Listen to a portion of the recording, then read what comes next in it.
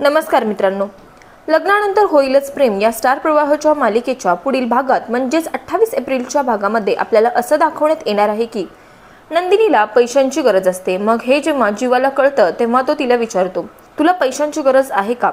तेव्हा नंदिनी बोलते, हो, पण पर्सनल यूजसाठी नाही, तर आनंद निवाससाठी मला हवे आहेत। यावरती जीवा तिला बोलतो की तुला यापुढे कधीही पैशांची गरज लागली तर तू माझ्याकडे मागायचेस, कारण आता आपल्या लग्नानंतर तुला काय हवं आहे, काय नको आहे आणि जे काही नाहीये ते पुरवणं ही आता माझी जबाबदारी आहे।